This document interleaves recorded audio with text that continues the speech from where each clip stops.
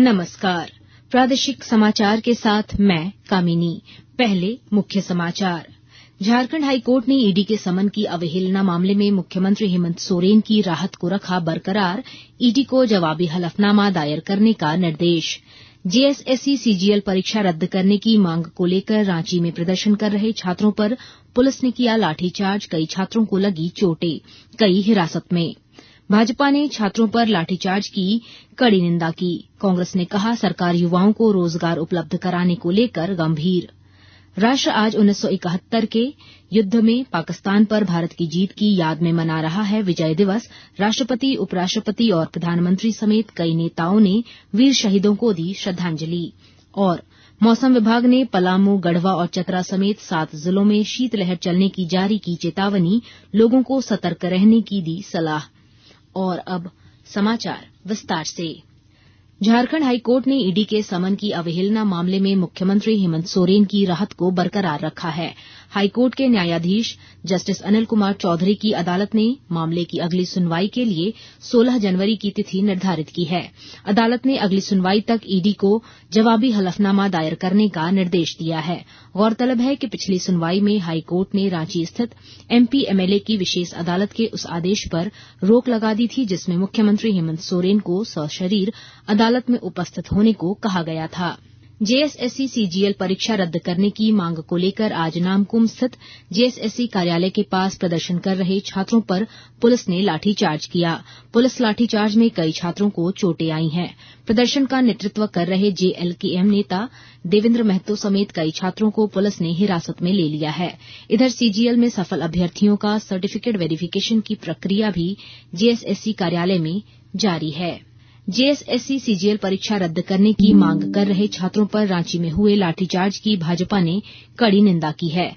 हजारीबाग में पार्टी विधायक मनोज यादव ने कहा कि नाराज छात्रों से सरकार को संवाद करना चाहिए था, न कि उनके खिलाफ बल प्रयोग। अभी जो लाठीचार्ज किया गया है विद्यार्थियों पर जो न्याय मांग रहे थे, तो निश्चित रूप से अलोकतांत्रिक कदम है। हम लोग उसकी भर्त्सना करते हैं, निंदा करते हैं। सरकार को चाहिए थे कि इसके डेलीगेशन को बुलाकर इससे बात करते, इनकी बातों को सुनते और उसके अनुसार कार्रवाई करते हैं, लेकिन इन्होंने बात नहीं किया, संवाद नहीं किया और इन्होंने लाठीचार्ज किया। इसमें मैं बहुत निंदा करता हूँ, भर्त्सना करता हूँ। यह अलोकतांत्रिक कदम है।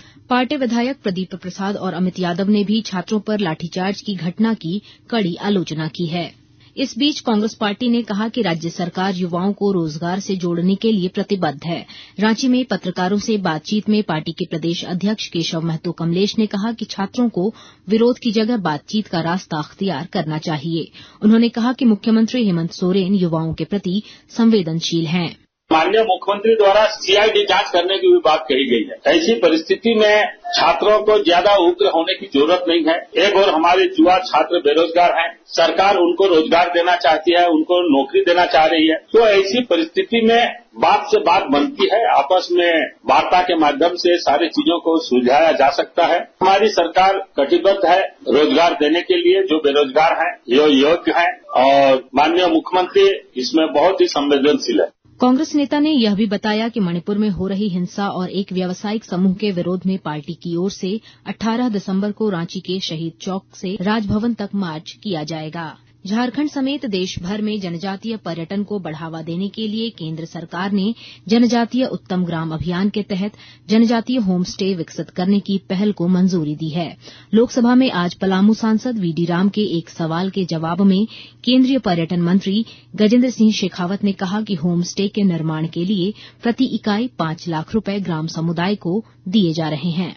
जनजातीय क्षेत्र के लोगों की आजीविका और उनके जीवन स्तर में सुधार करने के एक वृहद योजना जनजातीय उत्तम ग्राम अभियान ऐसा प्रारंभ किया गया है। इसी को सपोर्ट करते हुए टूरिज्म मिनिस्ट्री ने 1000 होम स्टेज ऐसे बनाने का प्रस्ताव उसके साथ रखा है, जिसमें 5 लाख रुपए एक नया होम स्टे बनाने के लिए, 5 लाख रुपए एक कम्युनिटी ऐसा फैसिलिटी सेंटर बनाने के लिए बिटवीन द होम स्टेज और 3 लाख रुपए अगर कोई होम स्टे किसी अपग्रेडेशन के लिए आवश्यकता है ऐसा देने का हमने प्रावधान किया है।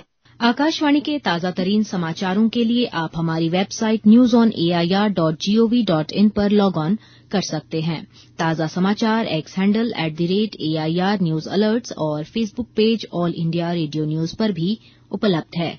आप प्रादेशिक समाचार एकांश के X handle @AIR news _ Ranchi और फेसबुक, इंस्टाग्राम पेज तथा YouTube channel AIR news Ranchi पर भी हमारे बुलेटिन सुन सकते हैं। प्रादेशिक समाचार आप आकाशवाणी रांची से सुन रहे हैं। रांची के कोतवाली थाना क्षेत्र में छात्राओं से छेड़खानी करने के आरोपी फिरोज अली उर्फ सुग्गा को आज पुलिस ने गिरफ्तार कर जेल भेज दिया है। वह हिंदपीढ़ी के नाला रोड का रहने वाला है। नगर पुलिस अधीक्षक राजकुमार मेहता ने बताया कि स्पीडी ट्रायल के माध्यम से गिरफ्तार अपराधी को कड़ी से कड़ी सजा दिलाई जाएगी। उन्होंने कहा कि इस तरह का कृत्य करने वालों से पुलिस सख्ती से निपटेगी। सभी रांची वासियों को अपील करना चाहता हूं, ऐसे मनचले और जो खास करके अपराधकर्मी व्यक्ति हैं जो स्कूल के छात्र या छात्रा के साथ छेड़खानी करने का काम करते हैं, उनको ये सख्त चेतावनी है कि यदि आप इस तरह की हिमाकत यदि रांची में करते हैं तो आपके विरुद्ध भी कड़ी कार्रवाई रांची पुलिस करेगी। बिना किसी रहम का बिल्कुल जो सजा विधि सम्मत है वो हम लोग कराने का काम करेंगे। महिला के खिलाफ बढ़ रही हिंसा की घटनाओं के विरोध में आज रांची में अखिल भारतीय प्रगतिशील महिला एसोसिएशन और नारी शक्ति क्लब ने प्रदर्शन किया। महिलाओं ने अल्बर्ट एक्का चौक के समीप मानव श्रृंखला बनाकर अपना विरोध दर्ज किया। संगठन की सदस्यों ने कहा कि हाल के कुछ वर्षों में झारखंड समेत देश भर में महिला हिंसा, दुष्कर्म और यौन उत्पीड़न जैसी घटनाओं में इजाफा हुआ है। उन्होंने कहा कि महिलाओं की सुरक्षा सरकार की प्राथमिकता होनी चाहिए। पूरे भारत देश में महिलाओं के ऊपर अत्याचार हो रहा है, कहीं बलात्कार, कहीं यौन शोषण और घरेलू हिंसक भी महिलाएं प्रताड़ित हो रही है। उन सब के खिलाफ हम ये प्रदर्शन कर रहे हैं यहाँ पे और हमारा यही मांग है कि जो पितृ समाज जो समाज है उसे बंद किया जाए और बलात्कारी संस्कृति उसे भी बंद किया जाए। देवघर में रिंग रोड के लिए भूमि अधिग्रहण का काम जारी है। इस सिलसिले में केंद्र सरकार ने पहले फेज में 98 करोड़ रुपए भू अर्जन विभाग को दिए हैं। और जानकारी दे रहे हैं हमारे संवाददाता। देवघर रिंग रोड की भूमि अधिग्रहण के लिए केंद्रीय सड़क परिवहन एवं राज्य मंत्रालय ने पहले फेज में 58 करोड़ रुपया भू अर्जन विभाग को दिए हैं। करीब 65 किलोमीटर इस सड़क का निर्माण किया जाएगा। जिला भू अर्जन कार्यालय से रैयतों को नोटिस भेजने की प्रक्रिया शुरू हो गई है। नोटिस के बाद रैयत जब दावा संबंधित कागजात पूरी तरह से विभाग को उपलब्ध करा देंगे, उसके जांच पड़ताल के बाद उनकी भुगतान की प्रक्रिया पूरी की जाएगी। इसमेमे 200 करोड़ मकान, बाउंड्री, पेड़ सहित अन्य कंस्ट्रक्शन में भुगतान किए जाएंगे। आशीष कुमार अम्बस्ट, आकाशवाणी समाचार, देवघर। 1971 के युद्ध में पाकिस्तान पर भारत की जीत की याद में आज पूरा देश विजय दिवस मना रहा है।